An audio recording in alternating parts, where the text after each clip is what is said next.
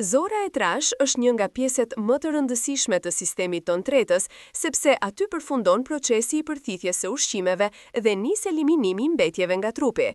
Por me stilin e sotëm të jetesës, ushqimet e shpejta, mungesën e fibrave dhe stresin e përditshëm, ajo shpesh ngadalësohet dhe krijon probleme si fryrje, gazra, rëndim dhe kapsllëk. Kur zora nuk lëviz si duhet, edhe energjia bie, sepse trupi grumbulgon toksina që normalisht duhet i nxirrte jashtë. Sot do të flasim për 5 ushqime të fuqishme, plot vlera dhe efekte natyrale që ndihmojnë zorën e trash të lirohet, të pastrohet dhe të funksionojë shumë më mirë. Këto ushqime janë të thjeshta, të përditshme dhe mund t'i shtoni në dietë pa asnjë vështirësi. E rëndësishme është që të konsumohen rregullisht, sepse vetëm kështu zorra fillon të rikthejë ritmin e saj natyral. Ushqimi i parë që ka një efekt të jashtëzakonshëm është kivi, një frut i vogël por shumë i fortë për tretjen. Kivi është i pasur me fibra, vitamin C dhe mbi të gjitha me një enzim shumë të veçantë të quajtur aktinidin. Kjo enzim ndihmon në zbërthimin e ushqimeve dhe përmirëson lëvizshmërinë e zorëve. Studimet tregojnë se konsumimi i 1 ose 2 kivive çdo ditë mund të reduktojë kapsllokun kronik pa shkaktuar dhimbje barku, siç ndodh me disa laksativ farmaceutik. Kivi ka shumë ujë, gjë që e bën masën ushqimore më të butë dhe më të lehtë për t'u lëvizur përgjatë zorës së trash. Për njerëzit që vuajnë nga fryrja e barkut, kivi funksionon si një pastrim natyral i brendshëm. Mjafton ta hani në mëngjes ose si vakt të dytë. Mund të jetë i vetmuar ose i kombinuar me kos, por rëndësi ka rregullsia. Nëse e konsumoni për disa ditë rresht, ndryshimi ndihet menjëherë. Ushqimi i dytë, ndoshta më i thjeshti dhe më i aksesueshmi, është kosi me probiotik. Probiotikët janë bakteret e mira që ndihmojnë në balancimin e mikroflorës së zorëve.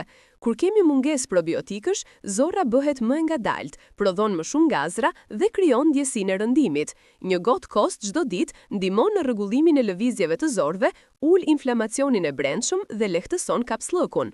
Probiotikët ndihmojnë që ushqimi të lëviz më shpejt, pa u ndalur gjatë në zor. Kosi gjithashtu ndihmon edhe në mbajtjen e nivelit të duhur të hidratimit, që është thelbësor për funksionimin normal të zorës së trash. Nëse e kombinoni me fara chia ose me fruta si kivi, krijoni një super ushqim natyral që jo vetëm pastron, por edhe forcon sistemin tretës në tërësi.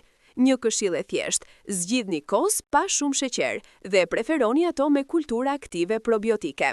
Ushqimi i tretë është një ndër më të fuqishmit për pastrimin e zorëve, farat e chias. Ato përmbajnë shumë fibra, yndyrna të shëndetshme dhe krijojnë një xhel natyral kur përzihen me ujë. Ky xhel kalon përmes zorëve, i pastron ato dhe ndihmon në lirimin e masave të ngurtësuara që shkaktojnë bllokim. Vetëm një lugë gjelle chia ka më shumë fibra se sa disa lloje frutash të tëra. Kur i lini në ujë për 20-30 minuta, ato frihen dhe shtojnë volumin e tyre, duke krijuar një lëvizje natyrale brenda zorrës së trash. Efekti është shumë i butë, pa dhimbje dhe tepër efektiv. Njerëzit që vuajnë nga kapsllëku afatgjat shpesh raportojnë ndryshime që në javën e parë të konsumimit. Mund t'i shtoni në kos, në qumësht bajamesh, në smoothie ose edhe në ujë me limon. Për më shumë efekt, pini mjaftueshëm ujë gjatë ditës, sepse fibrat e chias funksionojnë më mirë kur kombinohen me hidratim të mirë. Ushqimi i katërt që ndihmon ndjeshëm zorën e trash është bajamet. Ato përmbajnë fibra të patretshme, të cilat rrisin vëllimin e masës ushqimore në zorë, duke e shtyr atë të lëviz natyrshëm drejt eliminimit. Bajamet kanë edhe yndyrna të mira, të cilat lubrifikojnë zorët dhe ndihmojnë në shmangjen e ngurtësimit të mbetjeve. Vetëm një grusht i vogël bajamesh në ditë mund të përmirësojë funksionin e zorëve dhe të ulë ndjesinë e fryrjes së barkut. Përveç kësaj, bajamet janë të pasura me magnez, një mineral që ndihmon muskujt e zorëve të relaksohen dhe të punojnë më rregullt. Kjo i jep zorrës një efekt natyral qetësues dhe ndihmon të lëviz më mirë. Ju mund t'i konsumoni të pjekura lehtë, të papërpunuara ose të shoqëruara me fruta. Ajo që ka rëndësi është që të konsumohen çdo ditë, jo vetëm një herë në disa ditë, sepse vetëm atë herë trupi krijon një ritëm të shëndetshëm tretës. Ushqimi i pestë dhe ndër më të rekomanduarit për një zorë të liruar dhe të pastër është lakra e zier, e njohur për efektet e saj pastruese dhe për mbajtjen shumë të lartë të fibrave. Lakra funksionon si një furçë natyrale për zorën, duke pastruar mbetjet, duke ulur toksinat dhe duke lehtësuar lëvizjen e masës ushqimore. Kur zihet, ajo çliron minerale dhe ujë, të cilat zbusin zorën dhe largojnë ndjesinë e ngurtësimit të saj. Për njerëzit që vuajnë nga fryrja e barkut, lakra e zier ofron lehtësim brenda ditës, sepse ndihmon në largimin e gazrave dhe ul inflamacionin e brendshëm.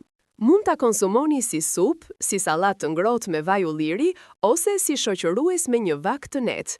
Nëse e konsumoni disa herë në javë, zora fillon të funksionojë dukshëm më mirë, lëvizja rregullohet dhe trupi ndihet më i lehtë.